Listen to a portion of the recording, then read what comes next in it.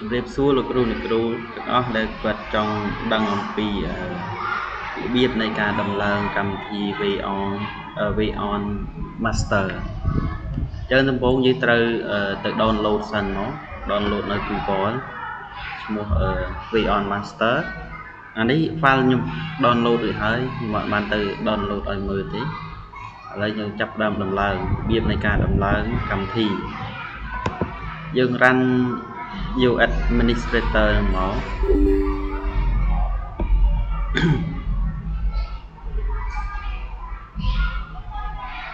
អូខេអានេះយើងយក next នេះយើងយក agree យើងទៅឡើង next ធម្មតាហ្មងប៉ុន្តែកន្លែងនេះយើងត្រូវបើសិនជា computer យើងកំពុងប្រើនេះយើងប្រើជាលក្ខណៈគ្រប់គ្រង computer របស់សិស្សយើងត្រូវគូគ្រេះទៅ2បើសិនជាយើងទៅឡើងលើ computer របស់សិស្សយើងត្រូវដោះគ្រេះទី1នេះចេញ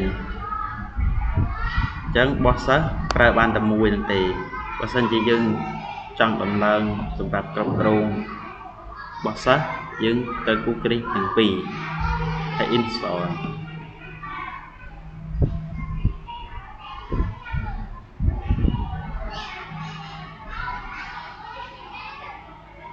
ok finish ទៅពី finish ហើយខ្ញុំចង់បង្ហាញនៅលើនេះវាចាប់ដើមបង្ហាញ app នៅនេះកន្លែងនេះគឺជាកន្លែង config នៅពេលយើង config ហើយយើងមកបើកលើកម្មវិធីនេះអញ្ចឹងខ្ញុំបិទអញសិននេះកន្លែងយើងបើកកម្មវិធីនឹងមកកន្លែងនេះវាថាអត់យើងអត់បានដាក់ key file យើងអត់បានបង្កើតយើងអត់បានconfig ផ្សេងអញ្ចឹងវាបើអត់ចេញទេតើយើង config សិនបើចូលទៅ config បានយើងចូលទៅកន្លែង Windows ហើយយើងវាពាក្យវា on មកហើយយើងយកពាក្យនេះ វា on configurator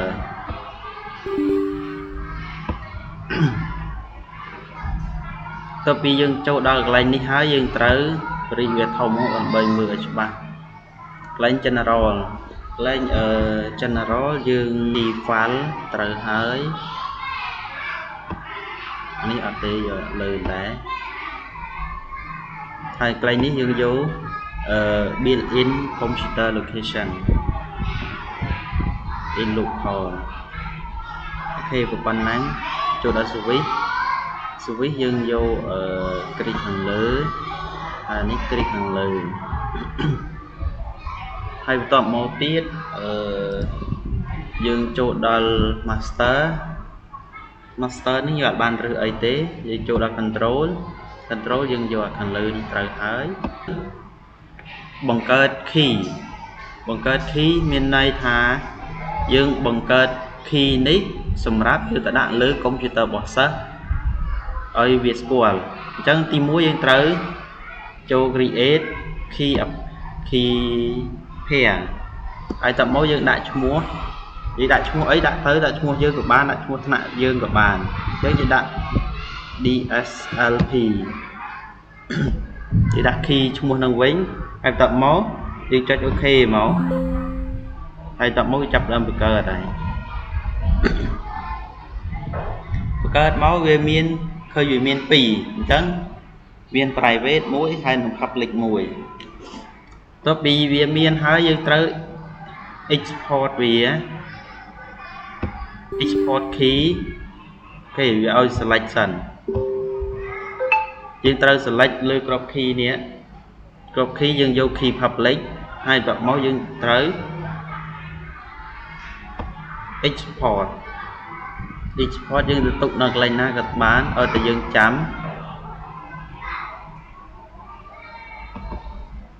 អូខេនេះឈ្មោះយើងចំណាំ key នេះទៅហើយតបមក save key នេះយើងសម្រាប់យកទៅដាក់នៅលើ computer សិស្សនៅពេលយើងដំឡើងវារួចហើយអញ្ចឹងប៉ុណ្ណឹងបានហើយតបមកយើងទៅចូលទៅកាន់ទីតាំង computer របស់យើង ទីតាំងកុំព្យូទ័ររបស់យើងទី1យើងត្រូវ location នេះមានន័យថាទីតាំងគេដាក់ឈ្មោះទីតាំងរបស់យើងដូរដាក់ឈ្មោះយើងដាក់ឈ្មោះអីដាក់ទៅ ESLP កន្លែងនេះយើងដាក់ទីតាំងកុំព្យូទ័ររបស់យើងឧទាហរណ៍ថាកុំព្យូទ័ររបស់យើងឈ្មោះឲ្យគេឈ្មោះdesktop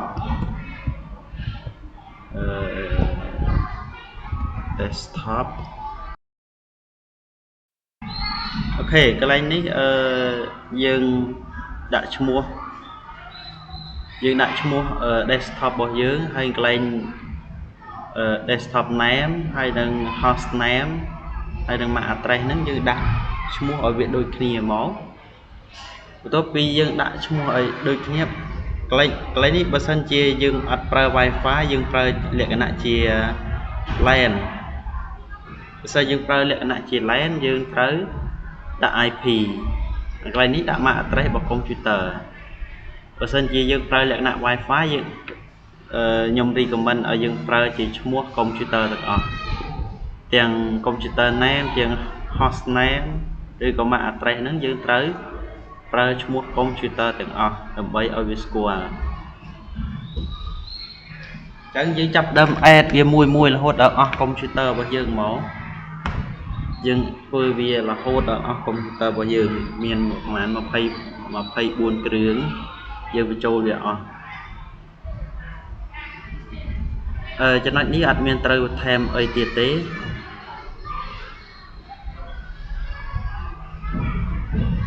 ហើយបន្ទាប់មកយើង apply វាហើយយើងបិទវាចេញបន្ទាប់ពីយើងបិទហើយយើងចាប់ដើមបើកនៅលើកម្មវិធីនឹងមក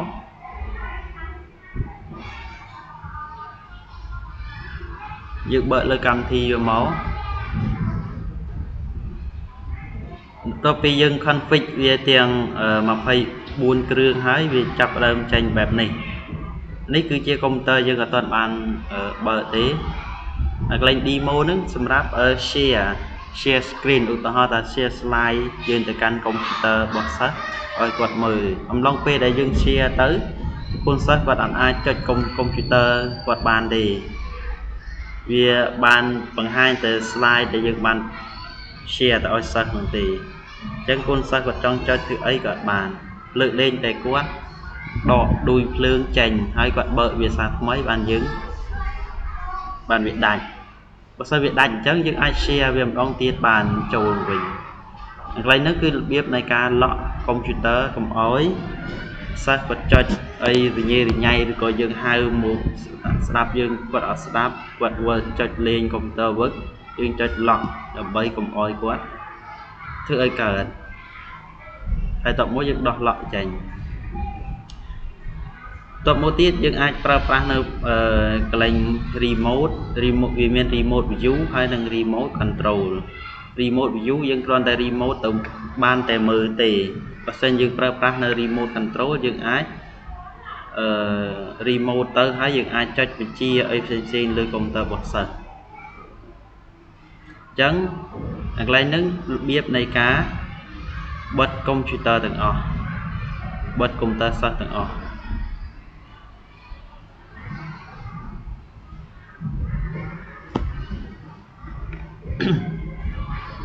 យើងបិទវាសិនមកឥឡូវខ្ញុំកំពុងតែទៅបើកកុំព្យូទ័រសិស្សឲ្យយើងមើលសាកល្បង2គ្រឿងខ្ញុំបើកកុំព្យូទ័រលេខ41ហើយនឹងលេខ40និង41អញ្ចឹងយើងចាំតាមដានមើលទាំងអស់គ្នាដល់ពេលយើងបើកកុំព្យូទ័រសិស្សហ្នឹងគាត់ចាប់បាន Wi-Fi ហើយវានឹងបង្ហាញមកកាន់កុំព្យូទ័ររបស់យើងនេះចាប់ដើមបង្ហាញមកហើយដល់ពេលយើងបើកកុំព្យូទ័រសិស្សហើយវាចាប់ដើមបង្ហាញ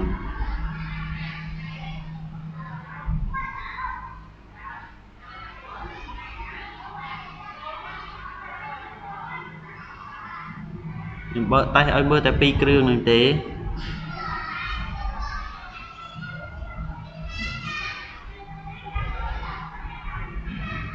អូ ok việc đờ hơi dương chập đớm share screen dương demo máu được share screen từ can công tơ sách tích ít công tơ sách giờ bằng hai nơi lớn rụp hiệp là lợi ecran bao giờ nó chập đớm bằng hai những công tơ bột sách nơi mũi tiết là xa wifi với slow chân việc toàn bằng hai riêngប្រើ wifi រឿង slow បើជិះប្រើជា LAN វារៀងលឿន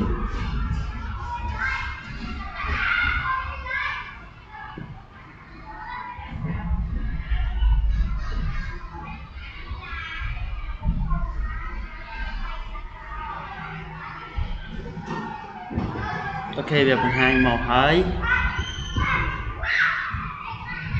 យើង stop share ទៅ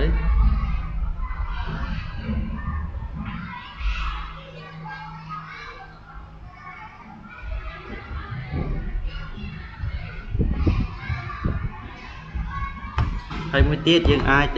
បិទកុំព្យូទ័ររបស់សិស្សទៅជាគ្រាន់តែចូលទៅកន្លែង power down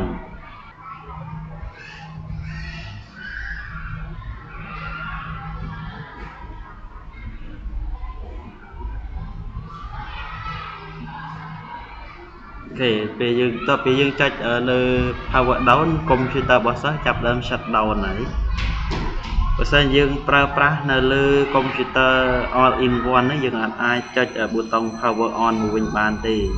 វាចង់ឲ្យកុំព្យូទ័របើកអត់បានទេដោយសារយើង power កុំព្យូទ័រ all in one ហ្នឹងដល់ពេលយើងចុចវានឹងលួតហើយអត់វាលក្ខណៈប្រើ wifi គឺអត់អាចបញ្ជាឲ្យបើកវិញបានទេដោយសារយើងប្រើលក្ខណៈខ្សែយើងអាចបញ្ជាឲ្យវាចុចប៊ូតុង power បានអូខេអស់ប៉ុណ្ណឹងឯងអូខេឥឡូវយើងចូលដល់កុំព្យូទ័ររបស់សិស្សវិញរបៀបនៃការដំឡើងកម្មវិធី VON Master នៅលើកុំព្យូទ័ររបស់សិស្សទី1យើងដំឡើងវាធម្មតាមក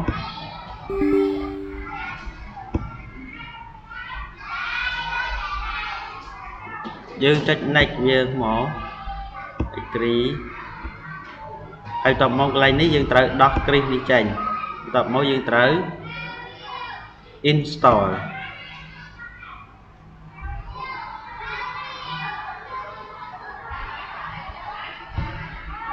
តបពី install ហើយយើងត្រូវ finish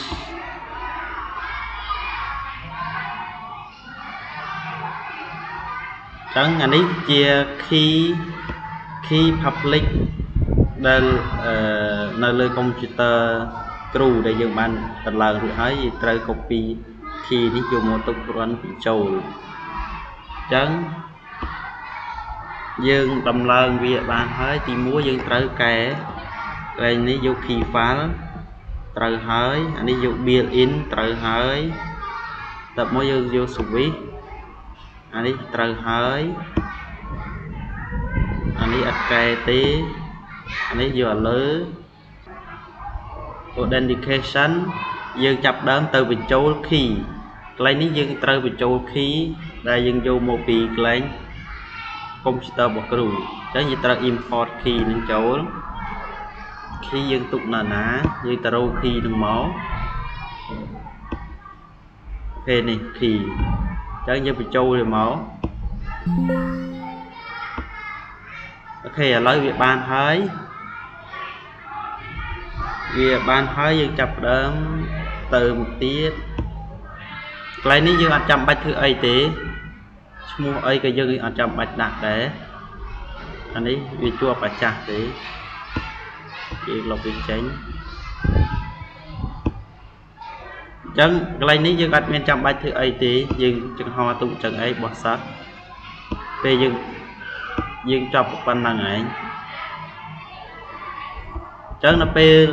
កុំព្យូទ័ររបស់សិស្សវាប្រើប្រាស់នៅលើ key នេះនៅពេល key នេះ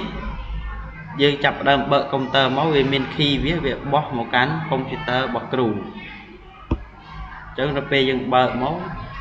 ពេលយើងបើកជាប់ Wi-Fi វានឹងបង្ហាញមកកាន់កុំព្យូទ័រគ្រូថាយើងបានបើកកុំព្យូទ័រអញ្ចឹងកុំព្យូទ័ររបស់គ្រូគឺចប់ប៉ុណ្ណឹងឯងកុំព្យូទ័ររបស់សិស្សគឺតឡើងចប់ប៉ុណ្ណឹងឯងប៉ុន្តែរបៀបនៃការបដូរឈ្មោះរបស់កុំព្យូទ័រយើងត្រូវចូលកន្លែងរូប Wi-Fi នេះហើយយក setting ហើយនេះយើងត្រូវយក rename កុំព្យូទ័រយើងដើម្បីឲ្យត្រូវយើងចង់ដាក់ដូរកតុយខាងក្រោយនេះដាក់ចាប់ពី40 41 42ឈ្មោះកុំព្យូទ័ររបស់យើងឬមួយក៏យើងចង់ដឹងថាកុំព្យូទ័ររបស់យើងឈ្មោះអីយើងត្រូវចូលទៅកាន់